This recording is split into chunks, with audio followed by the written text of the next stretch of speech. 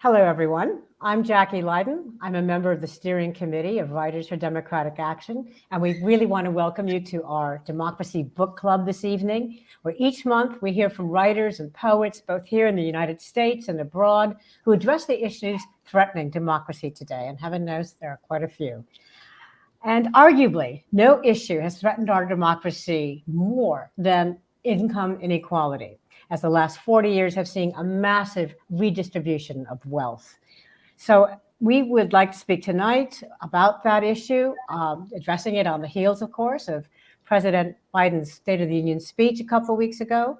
And of course, as the clock is ticking in Congress, to raise the debt ceiling by this summer in order to avoid default, something Republicans have refused for Democratic presidents unless cuts are made, among other things, into Medicare and Social Security. So we are going to be speaking with Michael Tomasky.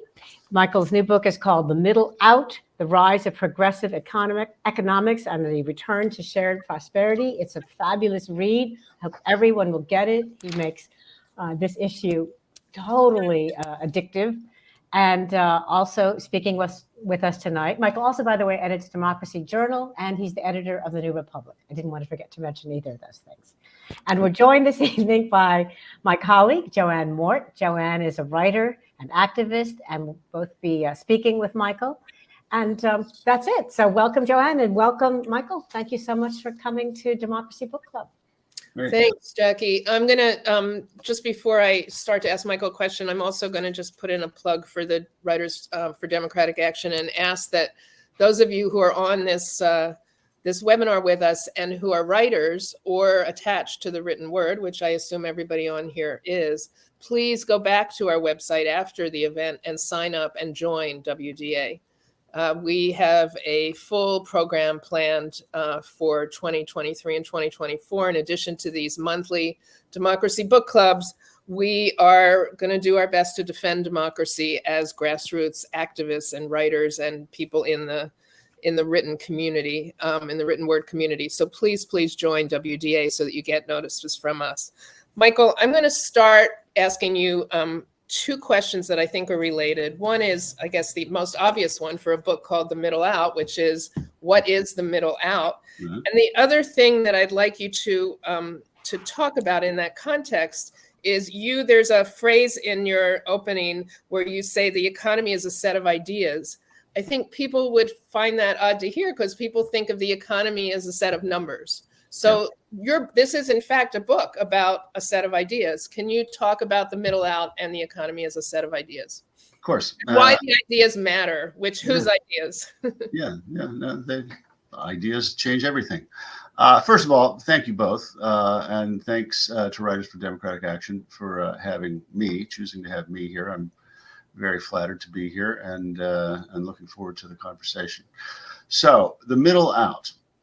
I'm sure people tuning in here have heard the president use the phrase. He uses it all the time.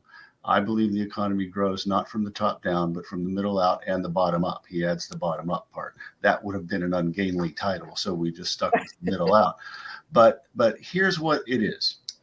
It's a theory of economic growth that is a counter theory to the prevailing conservative Republican free market theory that has been dominant in this country since the 1970s. So you go back to the 1970s, we had been a Keynesian economy since Roosevelt.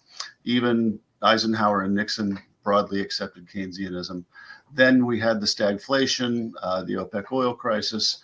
That opened the door for the free marketers like Milton Friedman to come in and say, all that's been bad. This is what we need to do.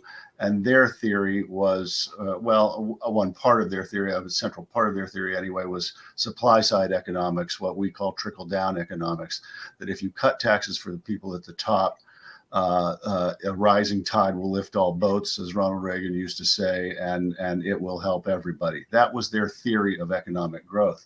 For many, many years, Democrats, liberals, progressives, had a good critique of that theory, but never really had a very good alternative theory.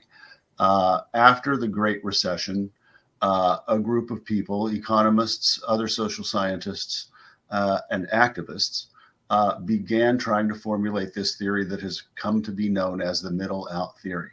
that, just as Joe Biden says, growth does not come from helping those at the top. Growth comes from creating a robust and secure middle class by investing in the middle and working classes. And that's how you get economic growth. So it's exactly counter to what the conservative theory is. Now, let me add this important point, and I hope people will remember this. It's crucial. For many, many years, economists, and not just conservatives, but economists in general, have been telling us that there's a trade-off between fairness and growth, that you can't have both, that if you try for fairness, it's going to be at the expense of growth. But middle out economics says, no, that's not right at all. That growth comes from investing in the middle class, and you're going to get more equity and you're going to get better growth. And I cite in the book a lot of studies, not from raging lefty outfits, from the OECD, from the World Bank, from the International Monetary Fund, that have looked into this question worldwide and agreed that growth and equity, in fact, go hand in hand. So that's what the middle out is. That's what Joe Biden is trying to do in his State of the Union address. And that's what I try to describe in the book. And I talk not about it just in a theoretical way, but I talk about the people and the institutions who've been involved in this work in the last 8 or 10 years. So it's a reported book too. But before I yield the floor, just very quickly to address Joanne's question directly, economics is the Dow Jones average. Economics is the unemployment number. Economics is the median household income. But it is a set of ideas about how we define a good life, a good society, about what our priorities are. And our priorities for the last 40 years, to me, have been really out of whack, such that we have, multi-billionaire Bond villain people like Elon Musk calling the shots in this society. We can do better. We can have a different set of ideas and priorities. And that's also what the book's about. Did you have another question there, Joanne? Or I'll No, why don't you? I think you're.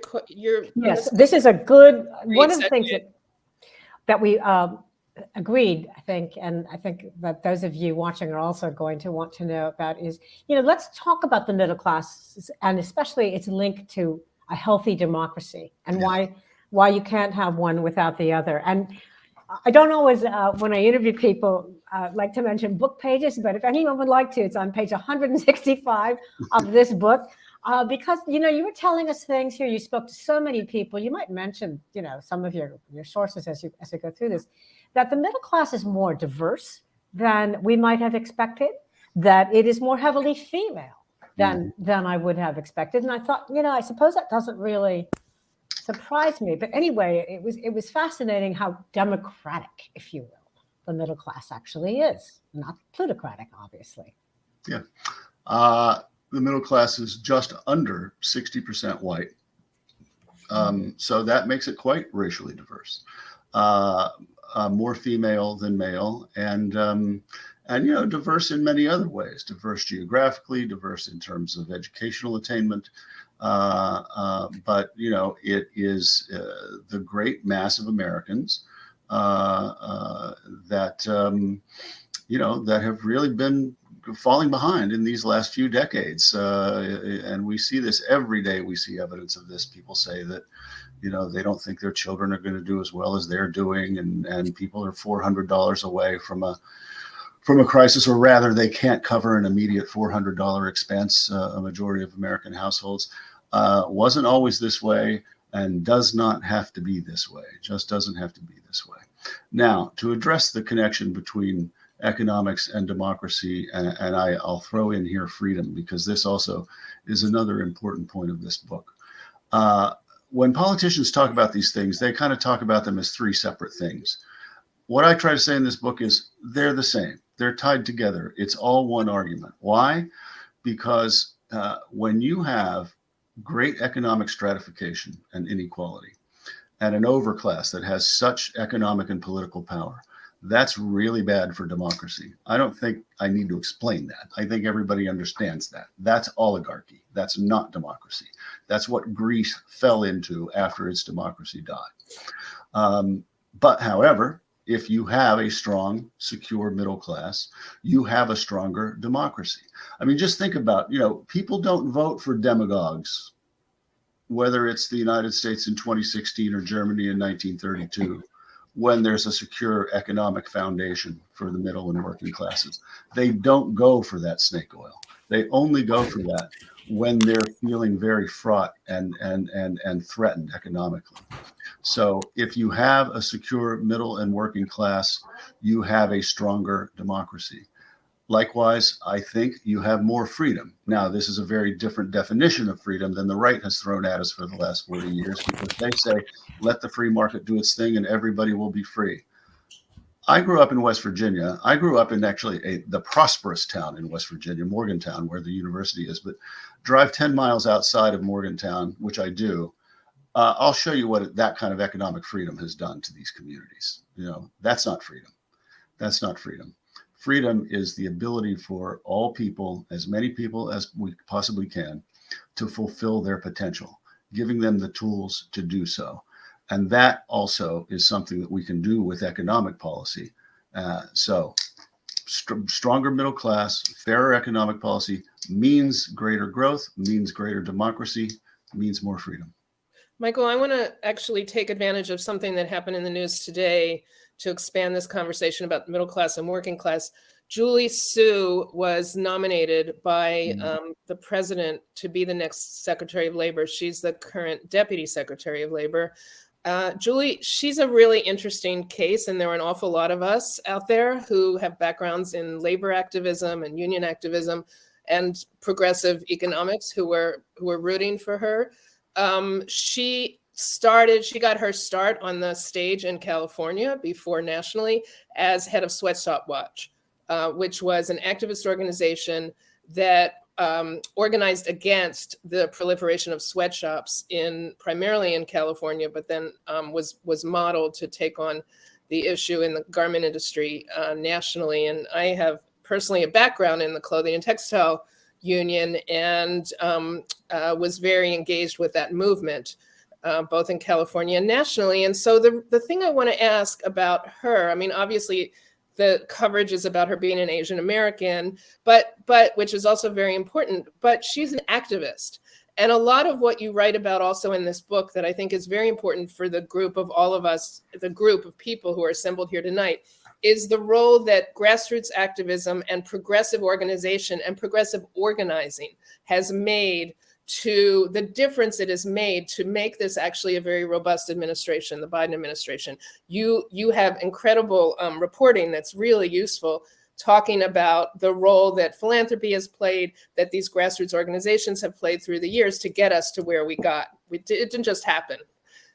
We organized. Can you talk a little bit about that and how you see that carrying us over this hump of what we haven't yet mentioned, but we need to talk about, which is the Republican Congress? Yeah.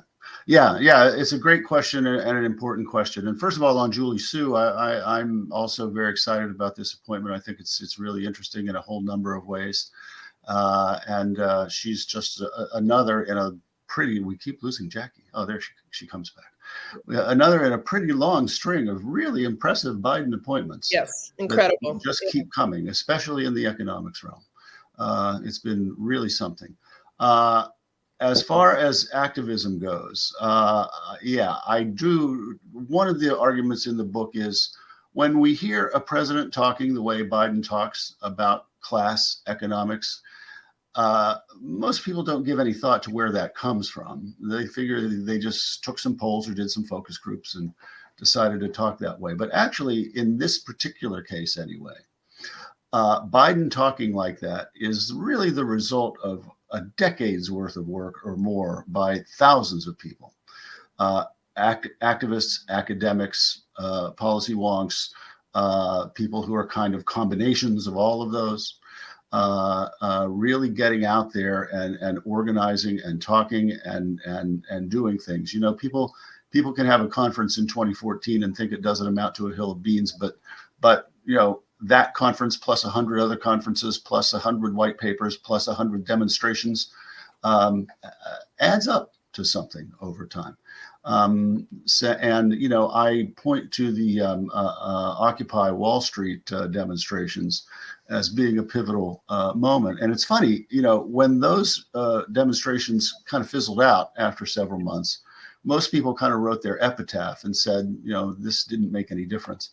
But it actually really changed a lot of thinking, I think, in progressive circles. And it changed the way a lot of Democratic politicians responded to that kind of pressure. Because, you think back to Bill Clinton, he didn't really pay that much attention to the left. He didn't need to. The left wasn't strong at that time. But it became strong in the 2010s. And then, of course, Sanders's run had a lot to do with making it even stronger. And so Joe Biden comes along and he responds to that. So, yeah, activism has made a pretty big difference here. Apologies for the disappearing act. I had to get a cord for this laptop. That's just the nature of the beast with these kinds of things. Yeah. Let's talk about the debt ceiling, because there are people who might, not really understand why it's such a big deal. And, to me, it sounds pretty deadly. But, people will say, look, these kinds of shenanigans have gone on before. There's always been CBO, Congressional Budget Office warnings before. Why can't we all just get along? And certainly someone will blink first. But, what happens if they don't? I think that's the worry. Yeah, I mean, there's a more compelling concern with this bunch of Republicans that enough of them actually will let the United States go into default. That they really don't care, that if it happens under a Democratic president, they figure the Democrat will get blamed, and they don't want to govern anyway. They want to destroy. They want chaos. How many Republicans in the House caucus are actually like that? That's a good question that I ask people, that my friends and I debate. You hear a lot of people make a reasonably plausible case that that's only a pretty small minority, and that most Republicans would vote with Democrats to raise the debt ceiling. But here's the problem there. The problem there is that, the far right, the Freedom Caucus, and the far right media, they have such power over these people. And if you're a Republican in the House of Representatives and you vote with a majority of Democrats to pass something, whatever that thing is, whether it's the debt limit or anything else, you're all but guaranteeing yourself a primary challenge from the right that's going to be very well financed. So, you're potentially, cutting your own neck politically. So a lot of people will be afraid to do that. So that's the danger here. The danger is that Republicans, Barney Frank said this years ago in an interview with New York Magazine when he was leaving office. And somebody asked him, he reported to the person who was interviewing him.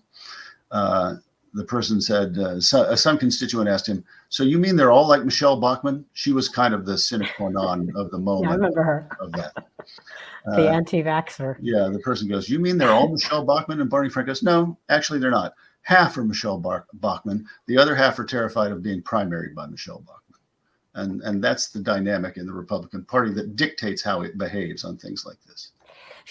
Still, I want to extend this a little further. I mean, should this be keeping us awake at night? Seriously. Yeah, it should. I mean, Great, I don't know how many nights. I mean, As if we didn't have enough to keep us awake. I have a lot of other things that keep me awake at night. Yeah. But yeah, I mean, it's going to be frightening, and let's put it this way. I mean, we're counting on Mitch McConnell to save the day and be the voice of reason. Politics, how things change, huh? Mitch McConnell, the voice of reason. Well, let's go back to, you begin one of these chapters, I can't remember just which one off the top of my head, with 2008. Now, I think a lot of us, I remember NPR had a huge contraction that year, remember that year because, of course, we had a global financial meltdown. Everyone was affected in some way, shape, or form, whether it was job loss or 401ks tanking or fear of job loss or kids, college fund diminishing, whatever it was. And you have a quote that I never thought I would see from Queen Elizabeth. Yeah. of all people, who one would think did not have to worry. And she said, I will not suffer everyone here to imitate her accent, although I'm tempted, but I'm not going to. Why did no one see this coming? And you write that, more scrutiny of the data and the way economies work, pushing economies further left. So can you explain, what did she mean? Why did no one see this coming? Well, and she was visiting the London School of Economics that day, so she had a captive audience of a bunch of economists. There were a small number of people who saw the meltdown coming in the house, in the housing bubble. Down, Dean Baker, the economist, was one of them, and there were a few others, Nouriel Roubini. But by and large, the economics profession had convinced itself that such a meltdown was impossible now, that we had sorted things out and arranged things, rationalized things in such a way that a depression-like event was impossible. So the chapter, Jacki, is a chapter on changes. It's my favorite chapter in the book. I think the one I'm kind of proudest of. I think it's 6. Yeah. It's a chapter on the changes in the economics profession over the last 20 or so years. And I interview some very prominent economists of different stripes in there. I interview Paul Romer, a great Nobel Prize winning economist, and a handful of others. And talk to them about what has changed in the business. Romer wrote a scathing paper about neoliberal, and that's a confusing word to some people, because it really means free market conservative. He wrote a scathing paper in the 2010s after the meltdown about how neoliberal free market economics had just failed us, had failed the profession, had failed the country. So I talked with him about that. The more hopeful part of that chapter, Jacki, is where I talk with other people about positive changes in the economics profession in recent years, which is that, to put it in a nutshell, a move away from theoretical modeling and toward empirical research. Now, you would think that economists would be engaged in empirical research, but economics is fancier than that. So they got very deep into a world of theoretical modeling in the 80s and 90s. But this younger generation of economists is much more empirically grounded, and have brought the profession back to a place where it now acknowledges, as it once did not, that economic inequality does matter, that economic inequality is bad.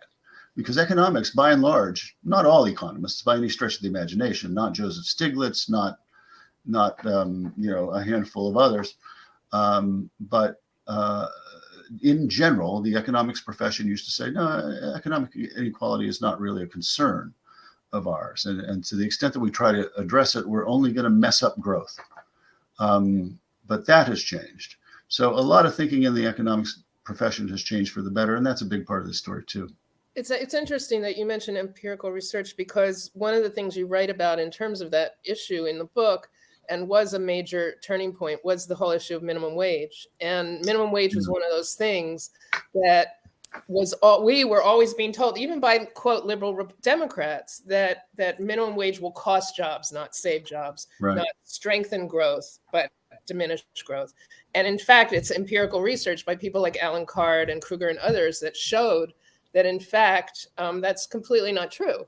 And that's been a mainstay, again, going back to this intersection of activism and grassroots campaigns and policy of the fight for 15 that the union movement and others have pushed, and people in the Biden administration accepting a lot of this, has been something that's allowed us to get over this hump. So I think it's a great point, and another sort of warning for all of us in reading this book and thinking about how we make change, of how we marry the idea and the issue. You're so right to raise that, Joanne. The minimum wage is the best example of this. You mentioned Card and Kruger, two economists who worked together. I don't want to get into all the details, but they did research on the effects on the minimum wage, of New Jersey raising its minimum wage and That's right. Pennsylvania keeping Yeah. its the same. And you would have expected employment in New Jersey to go down. It did not.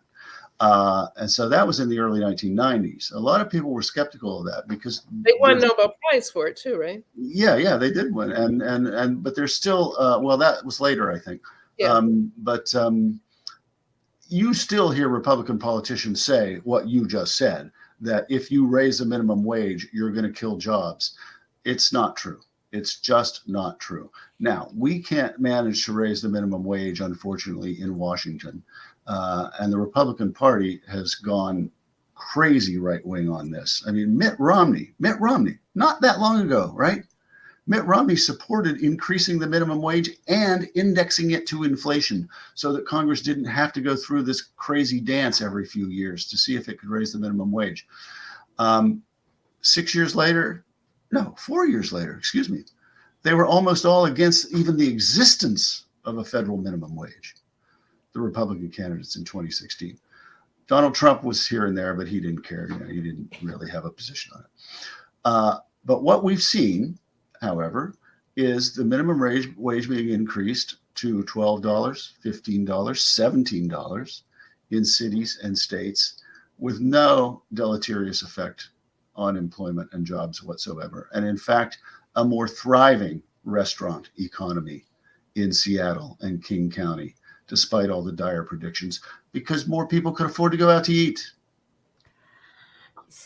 So you talk about the economics profession kind of having this, if you will, come to Jesus sort of moment after 2008 about their modeling scales. And I think we mentioned before we got started, I had done a fellowship at the University of Chicago in the early 90s. And, everyone was still talking about Milton Friedman. And you mentioned him in this book and how he tied his theories to democracy and capitalism. So already seizing, that word, so that it looked pretty good. And of course, at the U of C, Gary Becker, one of the heirs to Friedman, just was the god who walked the earth there.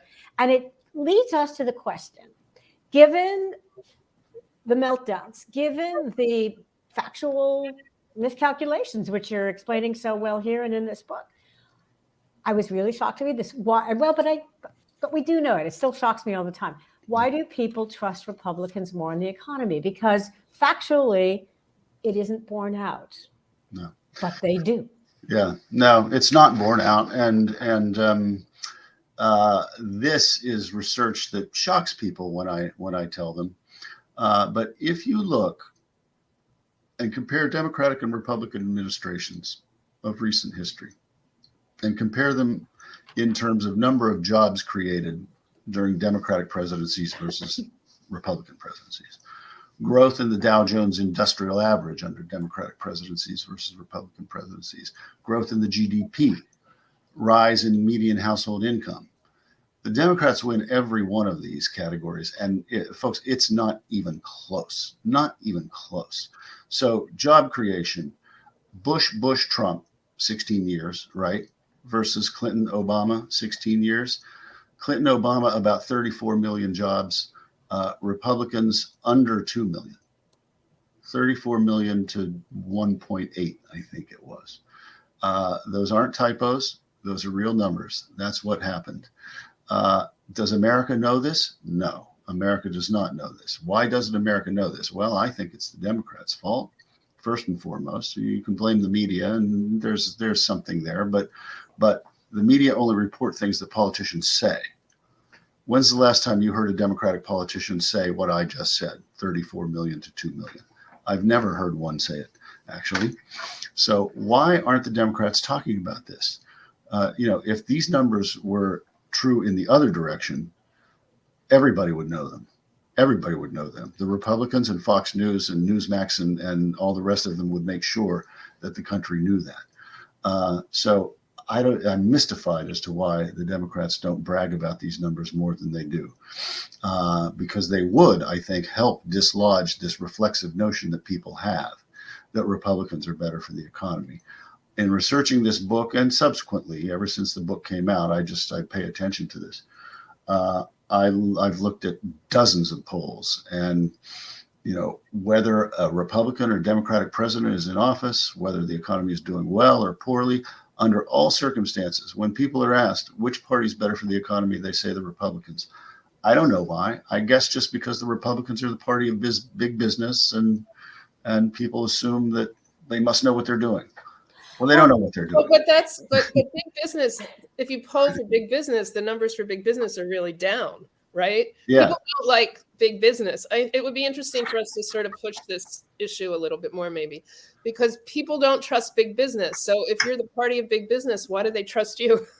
Yeah. And maybe, Michael, maybe you could talk to us a little bit about this idea of storytelling and how, again, we're a bunch of writers and writer-related people. And, the Democrats, I think Joe Biden's gotten better at telling a story, but we're still not even close. The Democrats are still not close to where they need to be telling their story. Can you talk a little bit about that whole dynamic? And if I could just add to that before you start to answer, whether the president did that at all in the State of the Union speech, and whether he's leading Democrats to tell this story better. He did it some. I always think he could be doing it a little bit better than he does. But for example, through some of the people who were up there sitting with the First Lady, he did fine. He did okay. But in general, the Democrats are bad storytellers, and Republicans, I guess. Conservatives construct a narrative about who we, if I may, it's probably not everybody on this call, but who liberals are. And that story is an exaggeration and an embellishment and a caricature. And they take, some wacky left-wing professor somewhere who said some weird thing, and they make that the thing that every liberal believes, right? And that's what liberals think, and that's who they are. And that kind of stuff, it puts a narrative in the minds of these people who watch Fox News and the rest of these things. And it tells a story. Democrats rely more on facts and figures. Now, I was just touting some facts. So facts are good. Facts have their place. But you have to situate those facts inside a narrative and inside a story. And another thing that I think Democrats, most of them are reluctant to do, which is a mistake, is you got to name names, you got to single out some bad guys, and you got to be willing to make some enemies, because that's a big part of a story too. You're being trampled on, middle class. Okay, by whom? Who's doing this trampling? Well, this rich person, that rich person, Mark Zuckerberg, they won't really criticize the tech companies very much. Mark Zuckerberg, the monopolies, the hospital monopolies, the beef and cattle monopolies, inflating prices. You got to be willing to make enemies. The pharmaceutical companies, they're finally willing, most of them, to make an enemy of the pharmaceutical industry. They're starting to. They were afraid to do that for a long, long time. Now, this cap on insulin, which it's great, but it doesn't kick in for 2 years, and it's a $35 cap on insulin. They could make insulin free. It's really not that expensive to just make it free. And that's what I really think they should do with insulin. What a story that would be, huh? But you got to make enemies. Sanders makes enemies. Warren makes enemies. A few of them are willing to make enemies, increasingly so. But you got to tell the people who they're against. It will be interesting. Joanne, see if you agree with me here. If the student loan as a program, as Biden had articulated it, now looking chancy in front of this Supreme Court, if that should fail and be retracted, who people might blame if that sort of helps to illumine what you're talking about? Facts, not narratives. It's interesting. Facts can create a narrative. We're writers, we work with them. But narratives can also get created non-factually. Yeah. That seems to me to be very telling about which side are you on. Well, if I could, and Michael, maybe if you could answer this as a sort of addendum to what Jacki's saying, I think there'll be a clear enemy, which will be the Supreme Court. But who brought us this court? Yeah. Right? I mean, the reason we have the court we have is because of the Republicans. And who brought the case to the court? And every other case that's completely destroying democracy or trying to destroy democracy as we're trying to build it up, and they're trying to break it down. These are policy decisions and political decisions made by Republican electeds to take cases to the court, to sculpt cases, to create cases to the court, to make precedent, to knock down policy. And the Democrats, except for on the abortion issue, I still don't think they're making their story, and we're not making our story in that connection clearly enough. Michael, you want to comment on that? Yeah, no, I mean, I agree completely. I mean, the student debt situation will be an interesting political situation, assuming the Supreme Court behaves in the way we all suspect it will, because then how will the Biden administration respond? Well, there were some critics to the Biden administration's left who though pleased with what he did, wish he would have gone further. Biden didn't go further. For a host of reasons, but some of them actually had to do with, like, he added a means-tested element to the debt forgiveness because there were people who were saying that this is a benefit that will go to upper middle class people. Right. So he tried to tailor it so that was less true. Now I think if the Supreme Court overturns it, I think he can just do what he wants. Come up with a boulder. Yeah, that's a good point. And probably should, and that'll be a good thing to run on re-election wise. And he's got to do this octogenarian has to do something to get 22-year-olds to bother to go out and vote for him. Yeah, that'll be it. Another question is sort of just to the side of what we've been talking about, but I didn't want to get lost. Folks, we're here to take your questions, so if you've got them, please put them in the Ask a Question box at the bottom, which is came out of a column by Catherine Rampell a week before last in the Washington Post about the GDP and the projections. It was basically, if you believe in magic, read the Republican projections of how the GDP will increase as they're magically cutting taxes, and that people, that these prognostications are wildly out of sync with reality.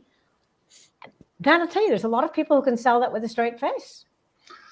I mean, the things they say about that in particular are just crazy. Donald Trump talking about 4, 5, 6% GDP, which we haven't had since the 1960s. Except for very select rare years. I think there have been 2 years in the 21st century when the GDP was higher than 4, and I think 1 year was 2000, which was Clinton, and another year was Biden. Anyway, again, the GDP number, Democrats average something like 3.2%, and Republicans average something like 1.6%. Yet they get people to believe that they're going to cut taxes and they're going to unleash this mighty tiger, and GDP is going to be 5 or 6%. It's just it's insanely counter to all the evidence we have. It's a lie, and Democrats just have to be more forceful in rebutting it. Yeah, I'd like to move us over to the, international issues for a minute, if I might, through the economy. Janet Yellen, our Treasury Secretary, who is a Keynesian, by the way, a very famous Keynesian, and when she was appointed, I think really made Michael's point, as everything in the Biden administration has basically made the points of this book, but certainly the Yellen appointment was a key piece. So she was sent to the Ukraine today, or this week, and it's not something that we normally think about. We think about the Secretary of Defense, the Secretary of State going to a place like Ukraine.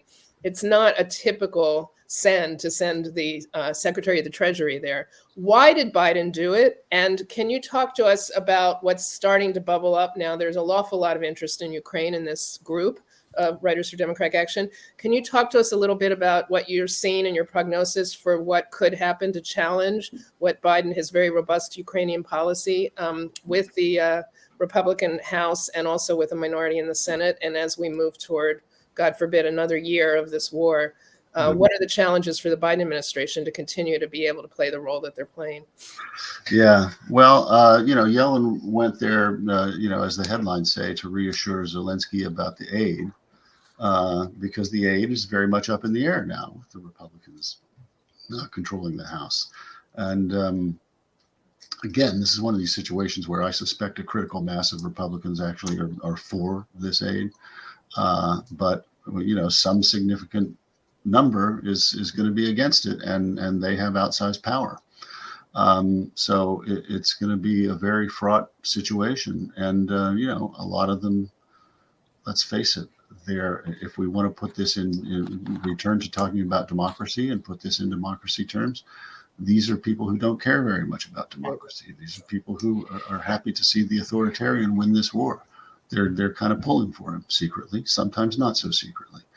I mean, conservative political. Interrupt and ask you a question to that piece to add to that. Do these same people, these Republicans, do they have any interest in what the American interest is in all of this? Because there's a clear American interest, obviously, in Russia being defanged. They really are not. They don't care about American interests. No, they don't, or they don't see it they don't see it that way. They see it the way Trump sees it. I mean, Trump. Imagine if Donald Trump were president right now. Now he goes around talking this nonsense about how this never would have happened if he'd been president. But, we would be on the side of the authoritarian in this battle. The United States of America would be on the side of the authoritarian. Imagine if he gets back to the White House in 2025, which isn't impossible. What will he do to change our posture with respect to this war? It is an international fight for democracy. And Biden often says this too, that to defeat authoritarianism, to defeat demagogues, the world's democracies have to prove that democracy works. And part of that is changing our economic paradigm so that we're delivering more for people. And part of it is standing together in a situation like this, in a dire situation like this, and proving that we can be united and that we can defeat somebody like a Putin. So, so much hinges on this war, and so much hinges on keeping the West together, which Biden has done a magnificent job of so far. And I wrote this week that his trip to Kyiv and Warsaw was probably as important a presidential trip to Europe as since Roosevelt went to Yalta. I can't think of anything in between, actually. It's all, it all ties together. Economics, democracy, and freedom are what we're fighting for. We've Jacki, got a few questions. Did you see? Yeah, we've got one here that I think is segues nicely into what we've been talking about. And of course, this is why this book club is so important, to really get into these nitty-gritty issues of democracy and what we can do and what to look for, frankly. And this speaks to that. Who in the Democratic Party might best be able to articulate the kind of persuasive narrative you've been saying is needed in 2024? That's from Oskar Melmazug, who is on our steering committee. Thanks, Oskar. Yeah, well, I guess the first obvious answer to that is Joe Biden, because he's, whatever people think, he looks like he's running again, and he's been a pretty good voice for these kinds of values. I mean, I was never, I followed Joe Biden for a long time, and I describe him in the book. He's always found kind of like the center lane of where the Democratic Party is, which doesn't necessarily mean he's a centrist, but because he was never in third way. He was never a new Democrat exactly, but he was always like, if Ted Kennedy was over here and Sam Nunn was over here, he'd find the center lane, and that's still his instinct. But the center lane has moved left of where it was 20 or 30 years ago. But the extent to which he has opened himself, and I know this from talking to people in his orbit, the extent to which he has opened himself to this kind of thinking, which was never quite his thing, is pretty impressive. So I do think he deserves a lot of credit. And even if people think he's too old and maybe shouldn't run. I think people should still give him credit for the changes he's made. There are a number of other Democrats. I mean, Warren, obviously, Sherrod Brown, obviously. There are a number in the House. One who very much caught my attention because of the way he ran his campaign is Josh Shapiro, the new governor of Pennsylvania. Particularly the weekend before the election, he had this amazing riff about freedom, defining freedom exactly as I defined it, half an hour ago in this conversation. And I thought, it's like he read my book. I don't know if he did, Maybe he did. but obviously, I liked that a lot. Well, here's another. Can I just posit this? If anybody, I don't know, I don't really want to write speeches for Democratic candidates, but I am also the state chair of our Writers Democratic Action in Wisconsin, and we have a very important election on our Supreme Court coming up here, which will determine a woman's right to choose, and hopefully and quite possibly the issue of gerrymandering, the state being one of the most, in fact, not one of the most gerrymandered state in the country. Anyway, Tony Evers, the state's governor, and his State of the State address, and I do sort of in a laser-like way look at what goes on here and see whether or not it's a bellwether for other places.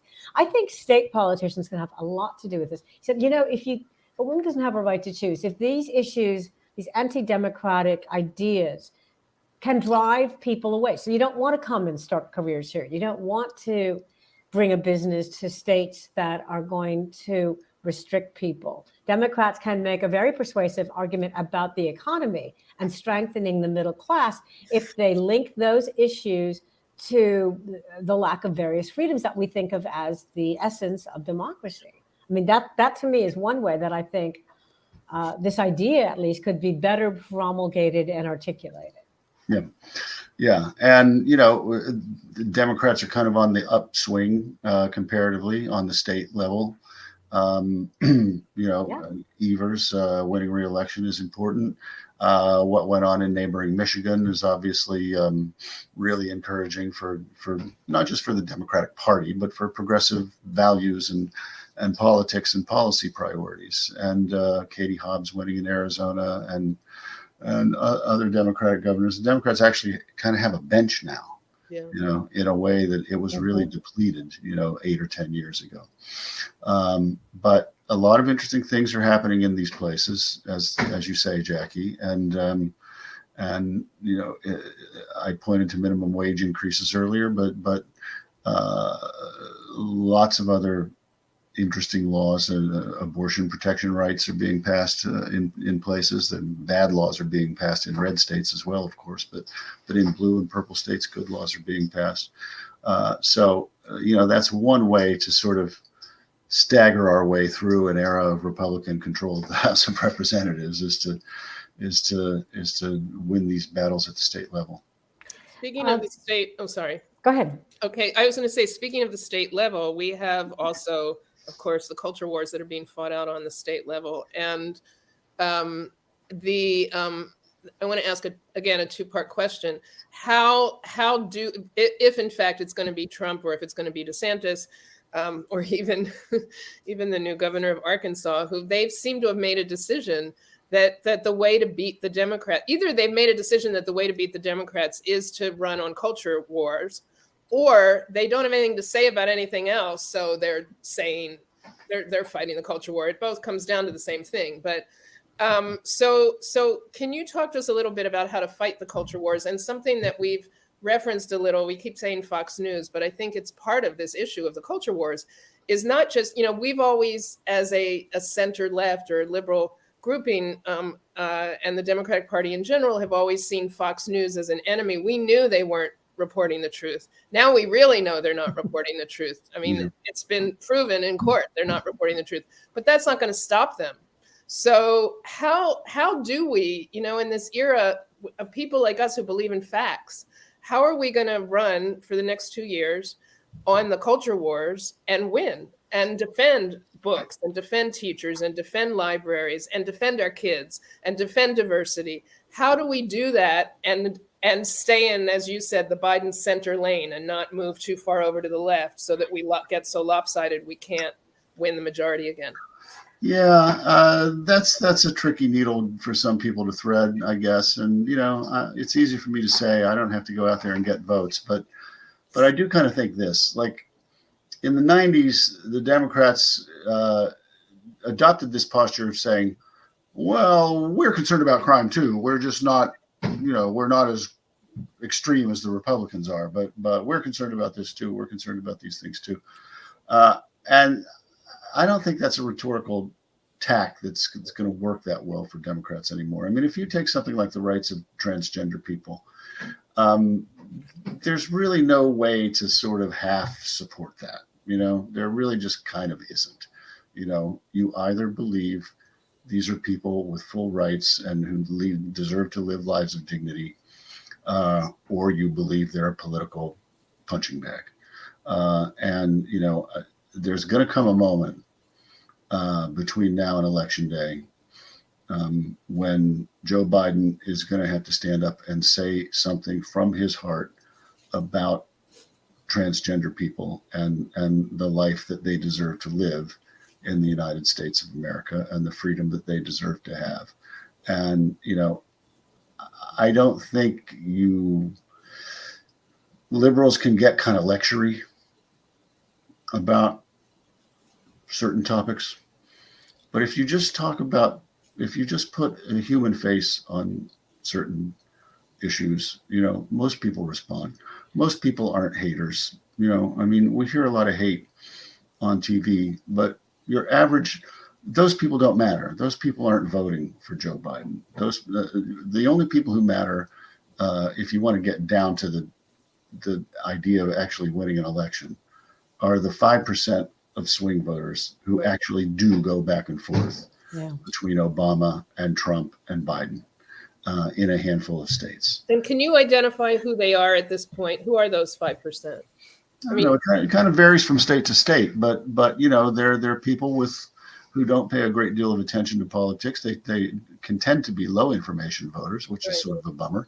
But they don't have strong partisan affiliations, and they may not think of themselves as particularly liberal, but they're just not full of hatred and bile. They want to live and let live. They don't want to go through life hating gay people or transgender people or people from Guatemala who have no life down there and come up here to try. They may not approve of certain things, but they're not full of hatred. Those people can be gotten through to. I just want to pick up on that because we do have a question from someone I know who lives in the Seattle area, but he's saying something that I think is a good kind of closing note for us as we wind down from this conversation. And it speaks to what you're just saying about putting a human face on things, which is, how do you talk to people? This is Bruce Scherer. Thanks, Bruce, very much. He says, the GOP and MAGA supporters I know, and he would know them, are scared of their guns being taken away. They're scared of people of color and immigrants. They're scared of going to major cities because of Antifa. Their news comes exclusively from Fox. I don't know how to refute all that. Suggestions. Easter's coming, and I'm going to see a bunch of them. Bruce, I hope you found some nuggets in what Michael was just saying. There are people who aren't persuadable, and then there's the sister of that unpersuadable person, or the spouse, or the kid. And you talk, I like going from Wisconsin to the East Coast because I feel like it's granular, these issues, and I can see them in members of my own community and family. To tie, we say out here, good, I like to say anyway, good environment is good economics. Good economics is good environment. Yeah. You have to make it from an askant angle, one's argument. Yeah. And, I think the Democrats, obviously Republicans want to talk about culture wars because they think it's where they win. And as Joanne said, they don't have anything to say about economics besides cut taxes.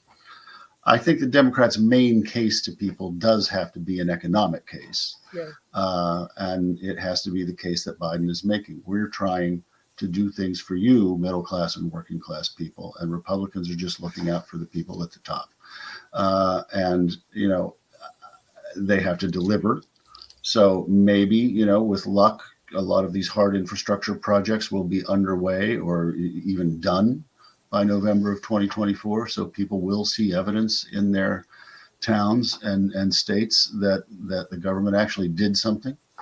And some of these plants that are being built because of the CHIPS Act, and some of the changes that are being made because of the Inflation Reduction Act, if people start to see results, they'll start to see, oh, maybe they actually are on our side. And another important point is, Democrats don't have to win rural Wisconsin. They just have to get 40% of the vote there instead of 26% of the vote there. Yeah. Sherrod Brown wins, and he's up for re-election this year. Yeah, And he may have a tough one. He once told me he's won 3 Senate elections. Ohio has, I think, 88 counties. And he has gone from winning, I won't have these numbers exactly right, but he's gone from winning about 55 counties to about 35 counties to about 16 counties. Still winning because he wins the big counties, but that's what has happened culturally in this country over the last decade or more. But he gets 40% in those red counties near West Virginia and near Indiana. And, Beto O'Rourke in the red counties of Texas got 26%. And that's the difference between winning and losing.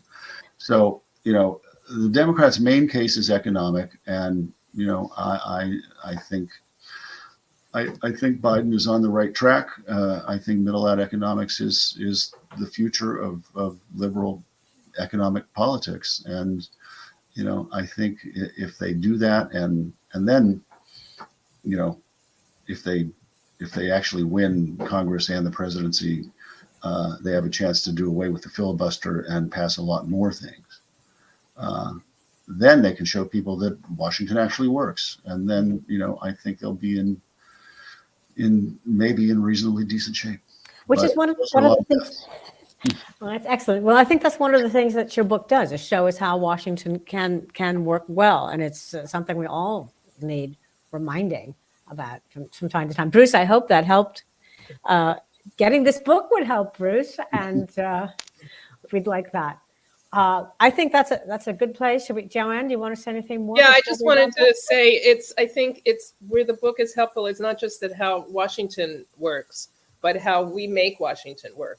And again, it's that intersection that Michael's so good of, the policy, the implementation, the grassroots, influencing the politicians, and never stopping.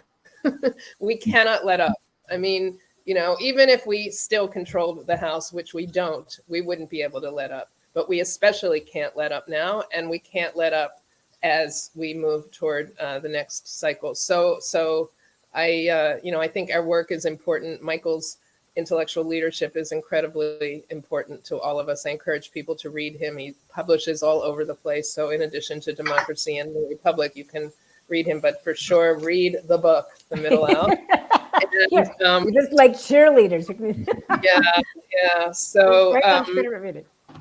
Thank you, everybody. Please, again, sign up with Writers for Democratic Action. Please join us. Please join. And join our cause.